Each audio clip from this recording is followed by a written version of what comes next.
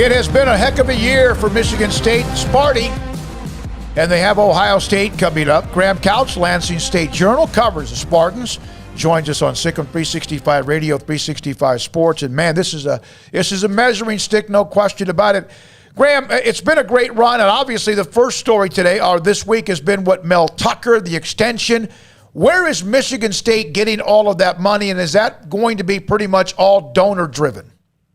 Yeah, the extra money is all donor-driven. It's basically two guys who are chipping in $4 million annually to take him from about $5.5 million, which is already the third highest in the Big Ten, to $9.5 million, which would be currently the second highest in the country, just behind Nick Saban. So the school does not have that. It would have been. There's just no way they could have paid that out of their own budget. It would have been not just bad optics, but you got a situation where you've got faculty being asked to volunteer in dining halls where they're short-staffed and things like that. You couldn't come up with $4 million out of any budget, university budget, without it being donor-based. Yeah, it's kind of weird they can't get those donations for the dining halls either. Yeah. Graham. But, yeah, we know what's really important. Is there any concern that, while I think, I'm not trying to knock Mel Tucker, but this is based on 1 year of performance? Oh, absolutely. I think, there's no question. I think part of this is the fear of regret. A lot of this is they've been through this with Nick Saban 22 years ago and lost him to LSU largely because of a disagreement between him and the school president and their unwillingness to give him some of the resources and promises they had made him and finances. And Saban didn't really want to leave, and they lost him. And they've seen how delicate it is with Mark D'Antonio when they got to a certain level. But they weren't really competing on an apples-to-apples level of resources with some of the schools that they were competing with on the field when they got to their highest points under D'Antonio. And I think they realized that. And what's happened is there's been this buzz created, and there's an energy and there's an emotion, and the top donors in the school recognize an opportunity, and they want to chase it. When the details come out of this, I would be surprised, however, if like the 10 years is really something the school is on the hook for, and if Mel Tucker doesn't have ways out if he wants, I would guess a lot of the length of the deal is certainly something that's a little bit of a mirage. So, Graham, obviously he was being mentioned, particularly with LSU. He seemed like their number one target just based on, Twitter rumor mills and whatnot. But what's been the reaction of the fan base to the news yesterday? Is there a new calm there? Is there a little bit less stress? How would you describe it? Yeah, people are waiting for him to sign it. I think that'll be the big calm for some people. And there are some people, there's always a mixed reaction. It's a lot of money. Yeah. And there are some people that don't think, that he's making double what Tom Izzo makes, more than that at Michigan State. And there's some people that think this is just a little out of whack and what priority should it be and what you ought to pay a football coach. The problem is at Michigan State, and I wrote about this today, is that, if Alabama or Ohio State want to make that statement, Alabama or Ohio State could say, we think coaching salaries are ridiculous. We're not going to pay a coach more than $1 million or whatever it is. And you might start a new trend. People might say, that's reasonable. And you'd still get a really good coach. At Michigan State, all that happens is you lose your coach, you might start losing football, and then that starts becoming costly in other ways. Mm-hmm. And so it's not a place where you can make that stand. You either have to decide you want to compete at a certain level or not. And frankly, this isn't. The school itself would not have been able to do this without the donors. And, they've been trying to do some stuff donor-based for a little while in terms of how they present themselves to recruits and private planes and recruiting and things like that. That sort of are on par with the top of the SEC, because those things, as much as the salary, I think really matter to Mel Tucker and trying to build it there. Does it look like he's always angry at the world and just intense as hell? Has he got a little bit of a pussycat in him somewhere? Yeah, I think, you have a one-on-one conversation with him. He's a nice guy. Yeah. And people will tell you that. And, I think there's no doubt he's, in press conferences, he's a little, he's very focused and not always all that revealing and that doesn't really get very playful. And, he and I have actually had probably our first run-in was based on that. I kind of wanted more from him, and because I see his real personality. I've had one-on-ones with him. I know, you see it in other videos. You know what he can be, and you're like, just what? Come on, man! And he didn't appreciate it. So but yeah, no, there's no doubt that he's. I mean, I think he's.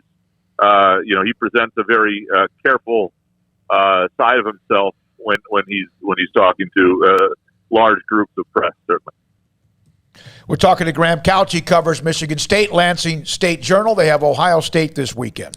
Well, he did very well with the portal this year. Graham, how well do you think he'll do with regular signees, guys who haven't been in the portal yet? Yeah, no, he's had a good start to this next class. It's got more 4-star kids than they've had since 2016. Which was an amazing class that wound up being a total disaster. But as a class, it was a 10 4-star class. And, so the things have gone well to that point. They've got a few scholarships available. But a lot of the top kids they're after are, you're looking at 2022 kids. So, and I did a story, a few weeks ago on just some of those kids were saying. And there's no doubt they've taken notice. Whether they ultimately commit, it's hard to say. But when you're winning like they are, I think he's an engaging coach to recruit. I think there's a lot to pay attention to, and so we'll see. But that's the reason they pay. I mean, the reason they paid $5.5 million to get him out of Colorado, and the reason they gave him a $6 million pool for assistance initially was they believed he could elevate the recruiting and go head to head with some people and. So that's what you'll begin to find out. But I do think the transfer portal will remain a large part of what they do every year, and certainly the success of Kenneth Walker and some other kids will, I think, be something that's intriguing to other transfers. So, Graham, number 7 in the country. Ohio State now coming up next. Ohio State, the last 4 years, has dominated this game and won 5 straight. What's the feel around East Lansing for the matchup itself? Where do the Spartans have confidence? Where do they need to be a little bit more careful? Yeah, it's kind of a nervous excitement. I mean, I think they've been on all sides of this. They've been stumped when they had some hope, and they've pulled massive upsets when they didn't have much. So it's a very, it's a fan base that's certainly not talking any trash. And I think, the thing about Michigan State is I think they have to be their best I don't think they have to be something they haven't been. They're going to need Ohio State to play an imperfect game, but they kind of have to be the best versions of themselves defensively. And what I mean by that, when you look at their best results and best games this year, they've given up a lot of yards. But when you look at yards per play and you look at where those yards happen, not in the red zone, and you look at the sort of opportunistic nature of pressure and sacks and turnovers, and they've been pretty good in that. And that's what they're going to have to be, sort of the best version of that. And, Ohio State has had some games where they haven't been great in the red zone, notably against Penn State. So they're going to have to get Ohio State kicking field goals. And I think they have enough offense to get into the 30s on Ohio State. They've gotten to the 30s on just about everybody. But I don't think they can put a 50 spot on Ohio State, and I think Ohio State can put a 50 spot on them. So that kind of tells you, they're going to need Ohio State to be in a reachable number. What a division that has been, with what Ohio State's doing, Michigan's doing. Michigan's been better. Michigan State, Penn State sitting back there going, hey, we're pretty good too, but they can't crack the top 20 right now because that division is so tough. And I know Michigan State has Penn State. It got to finish now, right? You got to finish the deal because it's been a special year. Yeah, no, it's been. Vegas had them as a 4.5 over/under win, and I thought that was low, just given you could tell based on some of the transfers they brought in, and I thought they were a 6-7 win team maybe, but you didn't see this. Nobody knew Kenneth Walker, at least outside. Nobody knew Kenneth Walker was this good. Nobody, the quarterback, the redshirt sophomore Peyton Thorne, has been really grown and better than some expected, and their offensive line has been that's been an area that just crippled them for years, and they've been not great, but much more sound than in recent years. And so there were a lot of things that kind of came together, but there were some things you could see that you thought they had a chance to be competitive. No, but nobody saw Nobody saw this. And nobody saw. I mean, Kenneth Walker.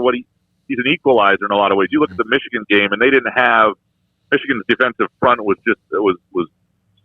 torturing Michigan State, and they had guys that MSU couldn't deal with. And the equalizer was Walker, who had those two great, actually 3 late touchdown runs, one for 58 yards, and that was the guy Michigan didn't have, and that's the guy a lot of teams don't have. And so they're going to need some of that from him. But I also think this is going to have to be a day where their young quarterback is and he's a cerebral kid who's got a good accuracy and understands everything in front of him, but he's going to have his best game.